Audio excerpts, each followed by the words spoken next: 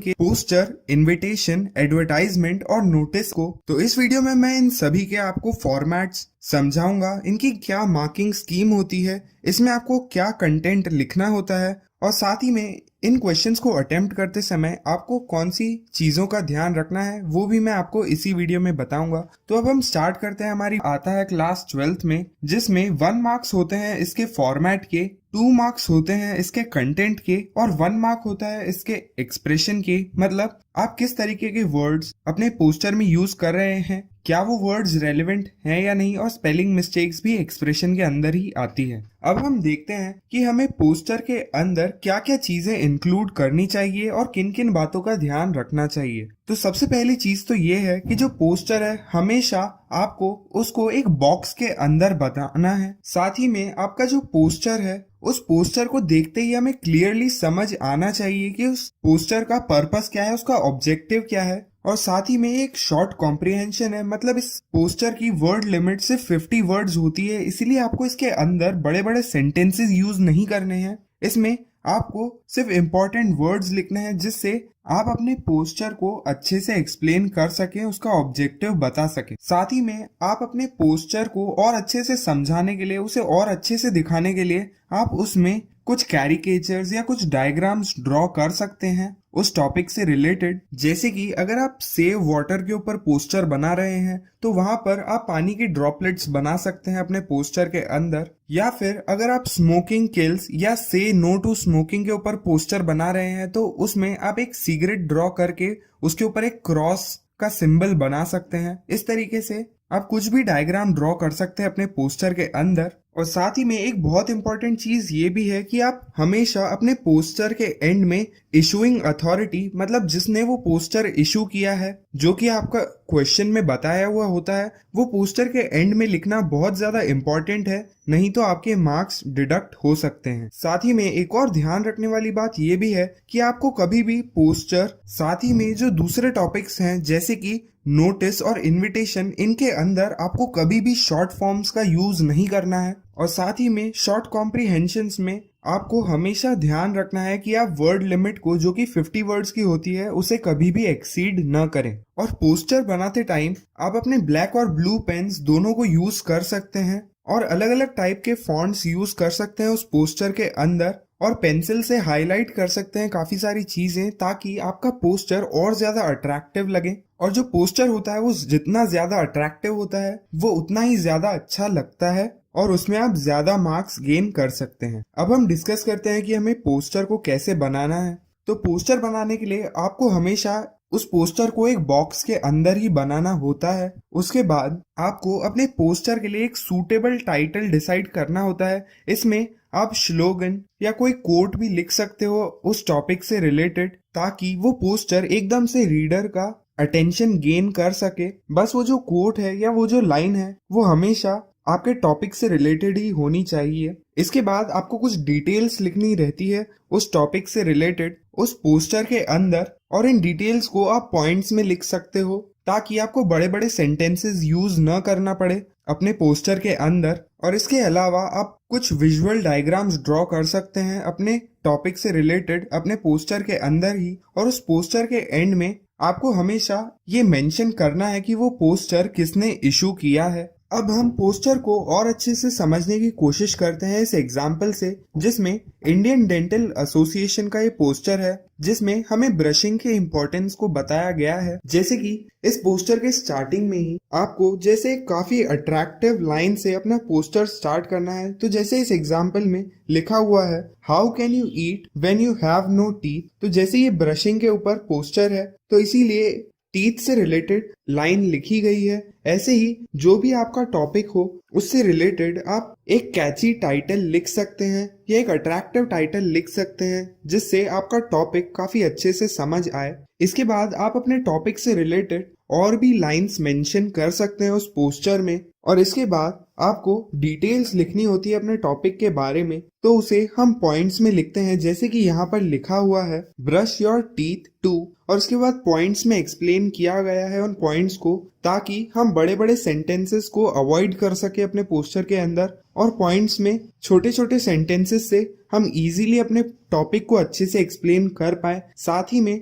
आपको कुछ ड्राइंग्स, और जैसे कि ये ब्रशिंग से रिलेटेड पोस्टर है, तो यहाँ पर एक टीथ का सिंबल बनाया गया है जिसके हाथ में एक ब्रश है, या फिर एक स्माइल भी आप बना सकते हैं जैसे कि राइट कॉर्नर में बनी हुई है। इस तरीके से आप कोई भी डायग्राम्स यूज कर सकते हैं अपने टॉपिक से रिलेटेड। और इसके बाद आपको हमेशा ये मेंशन करना है एंड में कि ये पोस्टर किसने इशू किया है। जैसे कि लास्ट में लिखा हुआ है issued by Indian dental association. इसी तरीके से आपको जो भी क्वेश्चन में दिया गया हो कि किसने ये पोस्टर इशू किया है, वो आपको एंड में मेंशन करना है। और ये पोस्टर हमेशा एक बॉक्स के अंदर होना चाहिए, और इसके फॉर्मेट में हमेशा यही चीजें चेक की जाती है कि एक अच्छा सा टाइटल या कोई स्लोगन या कोई कोट उस टॉपिक से रिलेटेड वहां पर लिखा हुआ है या नहीं, कोई भी टाइप के डायग्राम या कोई भी फिगर्स उस पोस्टर के अंदर है या नहीं, उस पोस्टर में उस टॉपिक से रिलेटेड डिटेल्स दी गई है या नहीं, और साथ में एंड में इशूइंग अथॉरिटी का नाम लिखा हुआ है या नहीं। यही चीजें पोस्टर के फॉर्मेट में चेक की जाती है। इसके बाद अब हम डिस्कस करते हैं इनविटेशन के बारे में। तो जो इनविटेशन होता है उसमें हमेशा कंटेंट के 2 मार्क्स होते हैं, और जो आपका एक्सप्रेशन है, यानी आप किस तरीके के वर्ड्स यूज कर रहे हैं वो रेलेवेंट है या नहीं, और आपकी स्पेलिंग सही है या नहीं, उसके 2 मार्क्स हैं। तो टोटल 4 मार्क्स का आता है इनविटेशन। और इनविटेशन बेसिकली एक शॉर्ट मैसेज होता है जिसमें हम किसी को इनवाइट करते हैं कहीं पर आने के लिए। और इनविटेशन जो होता है वो भी हमेशा एक बॉक्स में बनाया जाता है। साथ ही में उस इनविटेशन को और भी ज्यादा अट्रैक्टिव बनाने के लिए हम अलग अलग टाइप के फॉन्ट्स यूज कर सकते हैं उस इनविटेशन के अंदर, ताकि हम इम्पोर्टेंट वर्ड्स को हाईलाइट कर सके उस इनविटेशन में। और जो इनविटेशन होता है उसे हमेशा हम 3rd पर्सन में लिखते हैं। जैसे कि इनविटेशन में हम कभी भी ऐसे इनवाइट नहीं करते हैं आई इनवाइट यू, हमेशा हम 3rd पर्सन में लिखते हैं। जैसे कि Mr and Mrs Sharma request you to attend, इस तरीके से हम इनविटेशन के अंदर लिखते हैं। अब हम देखते हैं इसके फॉर्मेट को। तो एक इनविटेशन के अंदर सबसे पहले तो हम नेम ऑफ द होस्ट, मतलब जो लोग आपको इनवाइट कर रहे हैं, जो लोग इस इवेंट को ऑर्गेनाइज कर रहे हैं, हमेशा उनका नाम सबसे पहले आता है। उसके बाद हम एक स्टैंडर्ड एक्सप्रेशन लिखते हैं जिसे हम आगे डिस्कस करेंगे। और स्टैंडर्ड एक्सप्रेशन में हम हमेशा रिक्वेस्ट करते हैं या इनवाइट करते हैं। और स्टैंडर्ड एक्सप्रेशन के बाद आता है पर्पस ऑफ इनविटेशन, मतलब हम किस चीज के लिए इनवाइट कर रहे हैं वो पर्पस हम वहां पर लिखते हैं। और इसके बाद हम लिखते हैं नेम ऑफ द ऑनरी, मतलब जिसके लिए वो इवेंट हो रहा है। जैसे कि अगर कोई बर्थडे सेलिब्रेशन है तो जिसका बर्थडे है उसका नाम हम वहां पर लिखते हैं। और नेम ऑफ द ऑनरी के बाद हम लिखते हैं डे, डेट और टाइम ऑफ ओकेशन, मतलब वो किस दिन पर है, किस टाइम पर है वो ओकेशन। और उसके बाद हम कंप्लीट एड्रेस लिखते हैं कि वो इवेंट कहाँ पर होने वाला है। और लोकेशन लिखने के बाद हम हमेशा लेफ्ट कॉर्नर में RSVP लिखते हैं, जो कि एक फ्रेंच फ्रेज है जिसका मतलब होता है प्लीज रिस्पॉन्ड, या आप रिप्लाई दे सकते हैं। और RSVP के नीचे हम name and contact number of the host, मतलब जो लोग इस इनविटेशन को बना रहे हैं, जो लोग इवेंट को ऑर्गेनाइज कर रहे हैं, उनका नाम और कॉन्टैक्ट नंबर लिखते हैं RSVP के नीचे। मतलब हम RSVP लिखते हैं जिसका मतलब होता है प्लीज रिस्पॉन्ड, आप इन लोगों को रिस्पॉन्ड कर सकते हैं। और उसके नीचे हम उनका नाम और उनका कॉन्टैक्ट नंबर लिखते हैं जो कि होस्ट हैं, जो इस इवेंट को रख रहे हैं। और ये इनविटेशन हमेशा एक बॉक्स के अंदर आना चाहिए। तो अब हम एक एग्जांपल लेते हैं इनविटेशन का, जिसमें हमें एक इनविटेशन ड्राफ्ट करना है जिसमें मिस्टर एंड मिसेस शर्मा जो हैं वो अपने सन राम के बर्थडे सेलिब्रेशन के लिए एक इनविटेशन ड्रॉ करना चाहते हैं। तो सबसे पहले तो हम लिखते हैं नेम ऑफ द होस्ट, मतलब उस इवेंट को कौन ऑर्गेनाइज कर रहा है या कौन इनवाइट कर रहा है लोगों को। तो सबसे पहली लाइन में तो आ जाएगा मिस्टर एंड मिसेस शर्मा। उसके बाद आता है स्टैंडर्ड एक्सप्रेशन, जिसमें हम रिक्वेस्ट करते हैं या इनवाइट करते हैं। तो स्टैंडर्ड एक्सप्रेशन में हम लिख सकते हैं मिस्टर एंड मिसेस शर्मा के बाद request the pleasure of your being present on the auspicious occasion of इस तरीके से आप कोई भी एक्सप्रेशन लिख सकते हैं या इसकी जगह पर आप लिख सकते हैं request the pleasure of your company या फिर cordially invites you to the. इस तरीके से आप कोई सा भी स्टैंडर्ड एक्सप्रेशन यूज कर सकते हैं इनमें से। और फिर अगली लाइन में आपको लिखना होता है पर्पस ऑफ इनविटेशन। तो यहाँ पर हम स्टैंडर्ड एक्सप्रेशन के बाद कंटिन्यू करते हैं अगली लाइन में ऑस्पिशियस ओकेशन ऑफ द, और उसके बाद हम पर्पस लिखते हैं। जैसे कि इस इनविटेशन में हम बर्थडे सेलिब्रेशन के लिए इनविटेशन लिख रहे हैं तो हम वहां पर लिखेंगे बर्थडे सेलिब्रेशन। और उसके बाद हमें लिखना होता है नेम ऑफ द ऑनरी, मतलब जिसके लिए वो इवेंट रखा गया है, तो birthday celebration of their son Ram. और उसके बाद हमें डे, डेट और टाइम लिखना होता है ओकेशन का। तो यहाँ पर हम इसके बाद लिख सकते हैं birthday celebration of their son Ram on Wednesday 23rd January 2020 at 21 ABC colony New Delhi at 5 PM। तो इस तरीके से आप आगे की डिटेल्स को लिख सकते हैं। और इसके बाद साइड में आपको लिखना होता है RSVP, और उसके बाद आप लिख सकते हैं नेम ऑफ द होस्ट जो कि है मिस्टर एंड मिसेस शर्मा।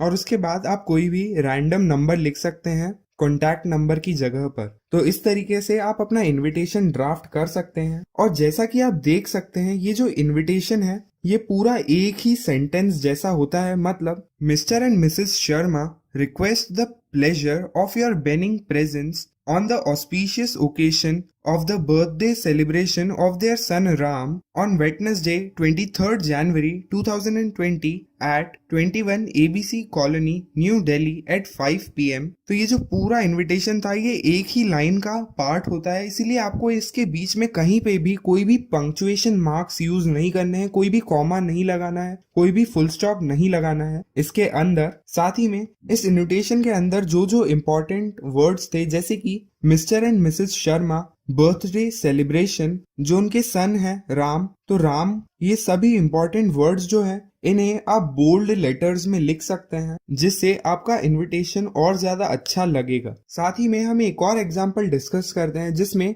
आप एक स्कूल के प्रिंसिपल हैं और आपको अपने स्कूल के एनुअल डे फंक्शन के लिए सभी लोगों को इनवाइट करना है। तो इसमें हम नेम ऑफ द होस्ट की जगह पर लिखेंगे the principal, staff and the students, क्योंकि जो एनुअल डे फंक्शन होता है उनमें सभी लोगों का पार्ट होता है, सभी लोग मिलके इसे ऑर्गेनाइज करते हैं। तो यहाँ पर हम लिख सकते हैं the principal, staff and students of ABC school New Delhi request your presence on the occasion of their annual day function on Wednesday 29th January 2020 at 9 AM at the school auditorium। साथ ही में क्योंकि ये एक एनुअल फंक्शन है तो इसमें हम chief guest को भी इनवाइट करते हैं, तो इसीलिए इनविटेशन में आप आगे लिख सकते हैं मिस्टर, फिर चीफ गेस्ट का नाम और उनकी designation, secretary of higher education New Delhi will be the chief guest, और फिर साइड में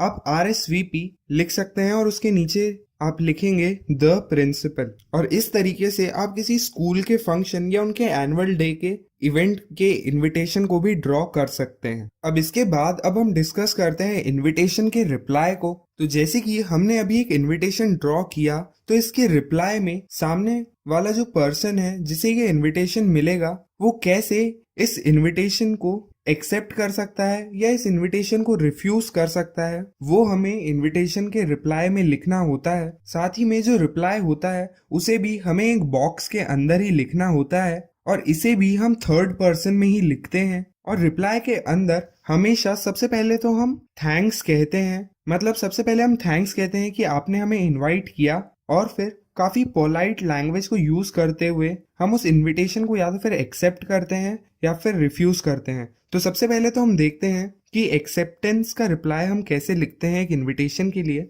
तो जो इनविटेशन में हमने पहला एग्जांपल लिया था बर्थडे सेलिब्रेशन का, उसी के हेल्प से अब हम यहाँ पर रिप्लाई को भी समझेंगे। तो अगर ये इसी टाइप का कोई इनविटेशन आपके क्वेश्चन में आता है और इसका आपको अगर एक्सेप्टेंस का रिप्लाई लिखना होता है कि आप इस इनविटेशन को एक्सेप्ट करते हैं, तो उसे हम इस तरीके से लिख सकते हैं जिसमें सबसे पहले तो जिसे इनविटेशन दिया गया है उसका नाम आता है। जैसे कि ये इनविटेशन मिस्टर लक्ष्मण को दिया गया है तो सबसे पहले तो उनका नाम वहां पर आएगा, और उसके बाद सबसे पहले तो हमें थैंक्स बोलना पड़ता है जिसने हमें इनवाइट किया है। तो तो रिप्लाई के अंदर हम लिख सकते हैं Mr Lakshman thanks Mr and Mrs, और इसके बाद जिन्होंने भी उन्हें इनवाइट किया है उनका नाम आता है। जैसे कि हमने एग्जाम्पल में होस्ट की जगह पर मिस्टर एंड मिसेस शर्मा लिखा था, तो रिप्लाई में हम ऐसे लिख सकते हैं Mr Lakshman thanks Mr and Mrs Sharma for their kind invitation of, और इसके बाद जिस चीज के लिए उन्हें इनवाइट किया गया था उसे हम लिखते हैं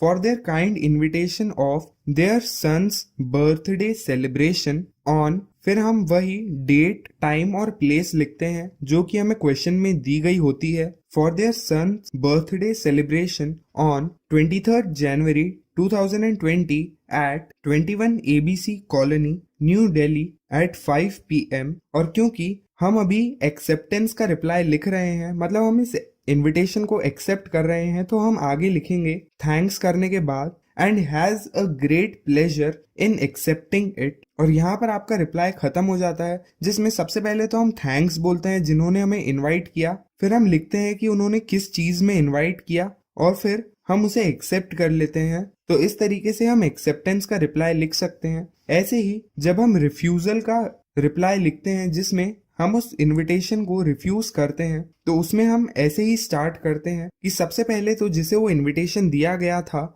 उसका नाम, तो Mr Lakshman thanks Mr and Mrs, फिर जिन्होंने उन्हें इनवाइट किया था उनका नाम Mr and Mrs Sharma for their kind invitation of their son's birthday celebration on 23rd January 2020 at 21 ABC colony New Delhi at 5 PM। तो यहाँ तक तो बिल्कुल सेम ही है कि सबसे पहले तो हम थैंक्स बोलते हैं जिन्होंने हमें इनवाइट किया, और उसके बाद हम लिखते हैं रिफ्यूजल में but regrets his inability to attend it due to prior engagement. इस तरीके से हम रिफ्यूजल का रिप्लाई लिखते हैं। साथ ही में जब भी हम इनविटेशन के रिफ्यूजल का रिप्लाई लिखते हैं तो हमें एंड में हमेशा एक और लाइन ऐड करनी होती है। तो जैसे कि ये इनविटेशन बर्थडे सेलिब्रेशन का था, तो रिफ्यूजल के एंड में हमें एक लाइन ऐड करनी होती है कि ही wishes Ram a very happy birthday. इस तरीके से हमें एंडिंग लाइन लिखनी होती है। इसी तरीके से अगर ये एक मैरिज का इनविटेशन होता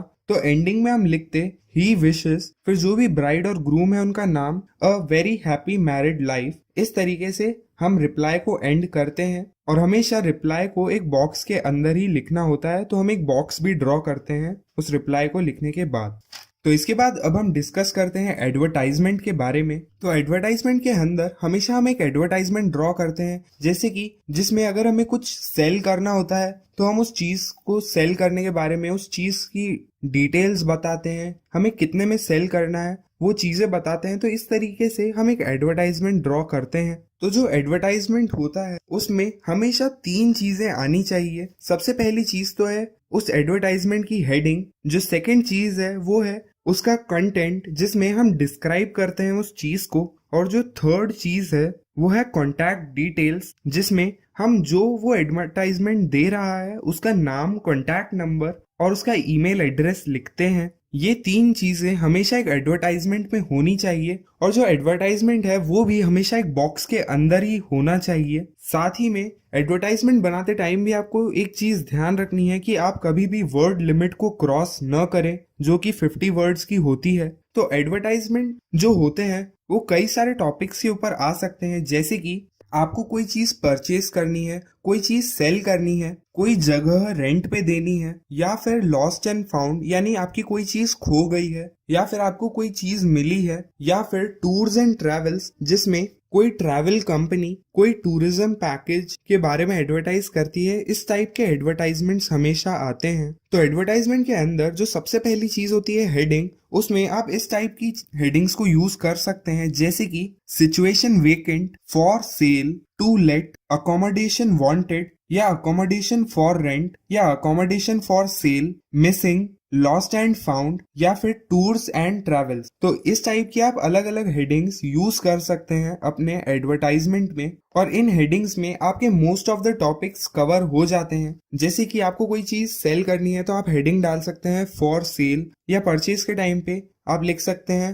वांटेड या फॉर परचेज। वैसे ही अगर आपको कोई जगह रेंट पर चाहिए हो तो उस पे आप लिख सकते हैं अकोमोडेशन वांटेड, या फिर आपको कोई जगह रेंट पर देनी हो तो टू लेट। इस तरीके से आप हेडिंग्स यूज कर सकते हैं। और इसके बाद कंटेंट लिखते टाइम पर आपको हमेशा ध्यान रखना है कि आप सिर्फ इम्पोर्टेंट जो चीजें हैं उस टॉपिक से रिलेटेड सिर्फ वही लिखें। आपको कोई भी एक्स्ट्रा वर्ड्स यूज नहीं करने हैं, बस उस चीज से रिलेटेड आपको कीवर्ड्स ही यूज करने हैं। जैसे कि अगर हम किसी फ्लैट को सेल करना चाहते हैं तो हम हेडिंग डाल सकते हैं फ्लैट फॉर सेल और कंटेंट के अंदर लिख सकते हैं for immediate sale a spacious and fully furnished flat at prime location, ground floor, 2 BHK with interiors, modular kitchen, spacious balcony, car parking available, east and park facing, 24 hours water and power supply, reasonable price। इस तरीके से आपका जो भी topic हो उससे related जितनी भी इंपॉर्टेंट चीजें हैं आपको डायरेक्टली वही लिखनी होती है, कॉमास को यूज करते हुए।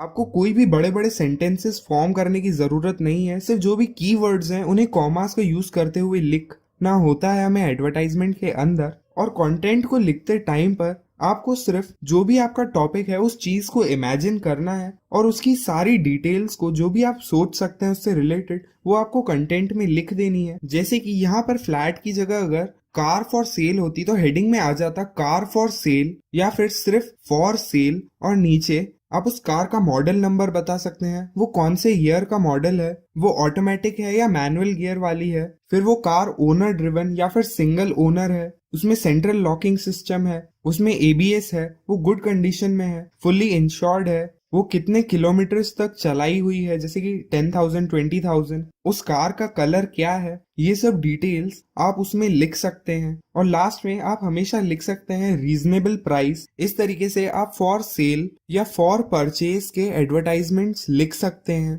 फॉर परचेज के एडवर्टाइजमेंट में भी आपको यही सब डिटेल्स लिखनी होती है जो कि आपको चाहिए। जैसे कि अगर फ्लैट फॉर सेल की जगह फ्लैट फॉर परचेज होता तो वहां पर भी हमें सारी डिटेल्स ही लिखनी होती है, जैसे कि वो स्पेशियस होना चाहिए, वो फुल्ली फर्निश्ड होना चाहिए, उसमें ये डिटेल्स होनी चाहिए। तो आप यही सारी डिटेल्स वहां पर भी यूज कर सकते हैं। और इसके बाद जो लॉस्ट एंड फाउंड टाइप के एडवर्टाइजमेंट्स होते हैं उसमें आपको डिटेल्स के अलावा ये मेंशन करना होता है कि वो कहाँ पर वो चीज घूम गई थी या आपको वो कहाँ पर चीज मिली थी, किस डेट पर मिली थी, ये चीज आपको मेंशन करनी होती है। जैसे कि अगर आपका कोई ब्लैक कलर का सूटकेस मिसप्लेस हो गया है तो उसके एडवर्टाइजमेंट में आप लिख सकते हैं हेडिंग में सबसे पहले तो लॉस्ट, और उसके बाद आप कंटेंट में लिख सकते हैं a black coloured VIP suitcase model number 245 size 36 inch by 28 inch contains important document left in bus number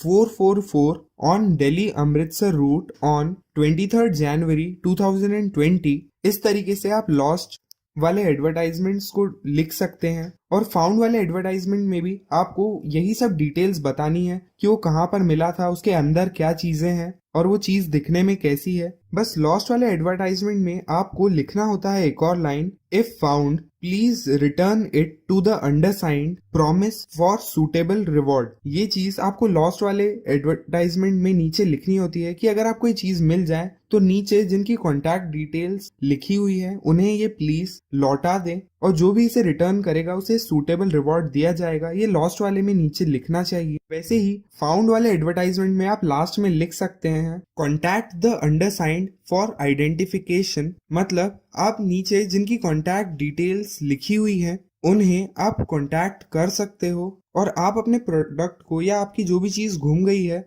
उसे आप आइडेंटिफाई करके हमारे पास से आप लेके जा सकते हो। ऐसा आपको फाउंड वाले एडवर्टाइजमेंट में लिखना होता है। ऐसे ही अगर आपको टूर्स एंड ट्रेवल्स का आता है तो आपको हेडिंग पे लिखना है टूर्स एंड ट्रेवल्स और बताना है कि वो कहाँ की ट्रिप ऑफर कर रहा है, वहाँ की क्या क्या स्पेशलिटीज है उस जगह की। जो ट्रिप होगी वो बाय रोड होगी या फिर बाय रेलवेज होगी या एयरवेज होगी, उसकी क्या प्राइस होगी, उसमें क्या क्या चीजें इंक्लूडेड होगी, वो कितने दिन की होगी। इस तरीके से आप उसकी चीजों को भी लिख सकते हैं उसके कंटेंट में। और फिर आप हेडिंग और कंटेंट लिखने के बाद में एंड में आपको लिखना होता है कॉन्टैक्ट डिटेल्स। तो वो नॉर्मली क्वेश्चन में दी हुई होती है, वो हमें हमेशा एंड में लेफ्ट साइड के कॉर्नर में लिखनी होती है। और इसके बाद आपको अपने एडवर्टाइजमेंट के आसपास एक बॉक्स ड्रॉ करना होता है। इसके बाद अब हम डिस्कस करते हैं हमारे लास्ट टॉपिक को, जो कि है नोटिस। तो नोटिस में हमेशा हम पब्लिक को इंफॉर्मेशन देने के लिए एक नोटिस को डिजाइन करते हैं। जैसे कि किसी इंस्टीट्यूट में या किसी ऑर्गेनाइजेशन में कोई भी इवेंट होने वाला है तो उसके बारे में बताने के लिए नोटिस बनाया जाता है। इसकी मार्किंग स्कीम में 1 मार्क का होता है फॉर्मेट, कंटेंट के 2 मार्क्स होते हैं और जो एक्सप्रेशन होता है आपका उसके 1 मार्क्स होते हैं, मतलब आपने कैसे वर्ड्स यूज कर रहे हैं और आपकी स्पेलिंग सही है या नहीं। इसके बाद अब हम देखते हैं नोटिस के फॉर्मेट को। तो नोटिस के फॉर्मेट में सबसे पहले तो आता है नेम ऑफ द इंस्टीट्यूशन, मतलब जिस इंस्टीट्यूट की वो चीज है या जो इवेंट है उस इंस्टीट्यूशन का नाम सबसे पहले आना चाहिए। उसके बाद हमें लिखना होता है नोटिस, जिससे रीडर को पता चलता है कि ये एक नोटिस है, इसीलिए हमको नोटिस वर्ड लिखना पड़ता है वहां पर। उसके बाद हम लेफ्ट साइड में लिखते हैं डेट, कि वो नोटिस किस डेट को लिखा गया है, और डेट लिखने के बाद सेंटर में हम लिखते हैं टाइटल, कि ये नोटिस किस बारे में है, और टाइटल लिखने के बाद हम कंटेंट लिखते हैं उस नोटिस का, जिसमें हम उस चीज से रिलेटेड सारी इंफॉर्मेशन बताते हैं। और कंटेंट के बाद आपको लेफ्ट कॉर्नर में जिसने वो नोटिस लिखा है उसका नाम लिखना होता है और उसकी डेजिग्नेशन लिखनी होती है कि वो कौन है। और नोटिस में जो चीजें हमें ध्यान रखनी चाहिए वो ये है कि नोटिस भी हमेशा हमें एक बॉक्स के अंदर ही लिखना होता है। साथ ही में इसमें ये जो फॉर्मेट है इसे हमें स्ट्रिक्टली फॉलो करना होता है, इसमें हम कोई भी चीज ऊपर नीचे नहीं कर सकते हैं। साथ ही में इसमें हमें वर्ड लिमिट का भी ध्यान रखना होता है कि हम वर्ड लिमिट को एक्सीड न कर दें। तो अब हम नोटिस को समझते हैं एक एग्जाम्पल से। जैसे कि एक स्कूल ने एक ब्लड डोनेशन कैंप ऑर्गेनाइज करवाया है, तो उसके लिए स्टूडेंट्स को इन्फॉर्म करने के लिए एक नोटिस ड्रॉ करना है। तो सबसे पहले तो हम स्कूल का नाम लिखेंगे, जैसे कि ABC पब्लिक स्कूल। उसके बाद हमें नोटिस वर्ड लिखना होता है ब्लॉक लेटर्स में और कैपिटल लेटर्स में। उसके बाद हम डेट लिखते हैं कि वो नोटिस किस डेट को लिखा गया है, जैसे कि 23 जनवरी 2020। उसके बाद हम टाइटल लिखते हैं जो कि इस केस में होगा blood donation camp in school. इसके बाद आता है कंटेंट। तो कंटेंट लिखने के लिए आप नॉर्मली इस टाइप की लाइंस यूज कर सकते हैं, जैसे कि this is to inform all the, और अब हम स्कूल की बात कर रहे हैं तो इसीलिए हम स्टूडेंट्स लिखेंगे। और ऐसे ही अगर इसमें हम किसी ऑर्गेनाइजेशन के लिए नोटिस बना रहे होते हैं तो हम लिख सकते थे this is to inform all the members of, फिर ऑर्गेनाइजेशन का नाम। पर अभी हम स्कूल की बात कर रहे हैं तो हम लिखेंगे this is to inform all the students of ABC public school that our school. और यहाँ पर अभी ऑर्गेनाइजेशन की बात होती तो अगर यहाँ पर हम लिखते ऑर्गेनाइजेशन पर अभी स्कूल है तो हम यहाँ पर लिखेंगे that our school is organising, और फिर अपने टॉपिक का नाम कि that our school is organising a blood donation camp in association with the Red Cross Society of India. इस तरीके से आप कोई भी डिटेल लिख सकते हैं, या फिर जो क्वेश्चन में डिटेल दी गई हो वो आगे आप लिख सकते हैं। जैसे कि क्वेश्चन में दिया हुआ था कि your school is organising a blood donation camp in association with the Red Cross Society, तो यहाँ पर हम लिखेंगे इसी तरीके से इसी इंफॉर्मेशन को यूज करते हुए कि that our school is organising a blood donation camp with association with the Red Cross Society of India. इसके बाद आती है बारी डिटेल्स लिखने की उस इवेंट के बारे में, तो उसे हम हमेशा पॉइंट्स में लिख सकते हैं उस नोटिस के सेंटर में। जैसे कि फिर हम सेंटर में लिखेंगे डेट, कि वो ब्लड डोनेशन कैंप जो होने वाला है वो किस डेट को होगा, तो हम किसी आगे की डेट को वहां पर लिखेंगे। जैसे कि 23 जनवरी ऊपर वाली डेट में लिखा था तो हम आगे की कोई भी यहाँ पर डेट लिख देंगे, जैसे कि 29 जनवरी 2020। उसके बाद हम लिखेंगे टाइम, तो टाइम में हम कोई भी टाइम लिख सकते हैं, जैसे कि फ्रॉम 9 AM to 3 PM। और फिर वेन्यू, तो वेन्यू में हम लिख सकते हैं इस टॉपिक के हिसाब से स्कूल डिस्पेंसरी। तो इस तरीके से हमें डेट, टाइम और वेन्यू हमेशा लिखनी होती है हमारे नोटिस में। और इसके बाद हम कंटेंट में आगे लिखते हैं those who want to donate blood shall bring their blood group report and their parents consent and submit them to the undersigned. और फिर एंड में जो आपको क्वेश्चन में नाम दिया गया होगी कौन इस नोटिस को लिख रहा है वो नाम आपको लिखना होता है, और उसकी डेजिग्नेशन जैसे हेड बॉय, हेड गर्ल, वो डेजिग्नेशन आपको वहां पर लिखनी होती है। और फिर नोटिस को एंड कर आपको उसे एक बॉक्स बनाना पड़ता है उस नोटिस के आसपास। और इसी तरीके से अगर कंटेंट में ब्लड डोनेशन कैंप की जगह कोई स्पोर्ट्स इवेंट होता तो आप नोटिस को ऐसे ही स्टार्ट कर सकते हैं, जैसे कि this is to inform all the students of, फिर आगे इसी तरीके से आप कंटिन्यू करके डेट, टाइम एंड वेन्यू आप लिख सकते हैं। और फिर आप लाइंस यूज कर सकते हैं, जैसे कि those who want to participate shall give their names to the undersigned. और इसी तरीके से अगर ये कोई इवेंट होने वाला है और आप सभी को इनवाइट कर रहे हैं उस नोटिस के थ्रू उस इवेंट के अंदर, तो इस टाइम पे आप एंडिंग में ये लाइन यूज कर सकते हैं, जैसे कि all are cordially invited to witness this event, या फिर उस इवेंट का नाम। इस तरीके से आप एंडिंग लाइन लिख सकते हैं। और साथ ही में आप हमेशा एंड में एक और लाइन यूज कर सकते हैं, जैसे कि for further information you may contact the undersigned. ये लाइन भी आप यूज कर सकते हैं अपने नोटिस के एंड में। तो एक बार हम वापस से पूरे कंटेंट वाले पार्ट को सम अप करते हैं।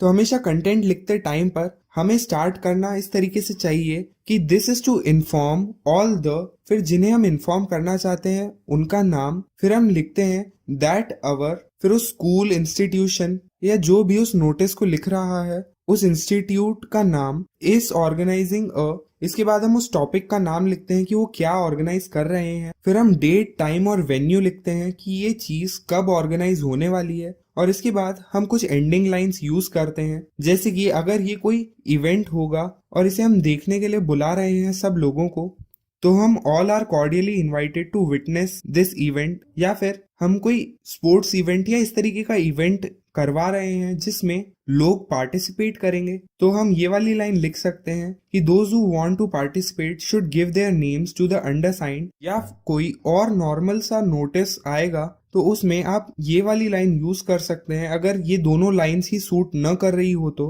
For further information you may contact the undersigned. और इस तरीके से आप अपने कंटेंट को एंड कर सकते हैं। वीडियो पसंद आई हो तो प्लीज इस वीडियो को लाइक करें, और अगर आप ऐसी वीडियोस को देखते रहना चाहते हैं तो इस चैनल को सब्सक्राइब करें। अब मैं आपसे मिलता हूँ अगली वीडियो में। Thank you.